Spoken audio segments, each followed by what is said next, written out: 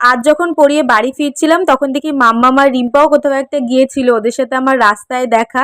আর মাম্মামকে তো দেখতে পেয়ে আমি সোজা হাত ধরে টেনে মেলায় নিয়ে চলে গেছি আর বলেছি আজকে আমাকে অনেক কিছু কিনে দিতে হবে। পারলে তো মনে হয় পুরো মেলাটাই আমি তুলে নিয়ে চলে আসতাম, কত কি যে আবদার করেছি সে তোমাদেরকে কি বলবো। কিন্তু মাম্মাম তো আমাকে কিছুই কিনে দিতে নারাজ, কারণ কোনো কিছুই মাম্মামের পছন্দ হচ্ছিল না।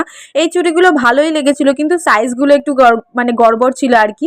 আর পুতুলগুলো কি সুন্দর ডান্স করছে না, মাম্মামকে বললাম আমাকে দুটো পুতুল কিনে দাও, মাম্মাম বললো না, পুতুল খেলার বয়স নাকি আমার চলে গেছে। যাই হোক, এখানে একটা ব্যাগ আমার খুব পছন্দ হয়েছিল।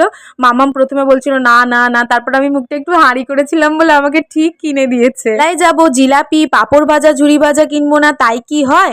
নিজে যতই রোজগার করতে শিখি না কেন, বড়দের কাছ থেকে দেখবে আবদার করে কোনো কিছু কেনার মজাই আলাদা হয়। দেখবে অপ্রিয় জিনিসটাও একদিন প্রিয় হয়ে গেছে, খেতে না পারলে তো আমার মনে হয় তাই হয়। প্রায় 9 মাস পর আজকে আমি ফুচকা খাচ্ছি, কি যে শান্তি।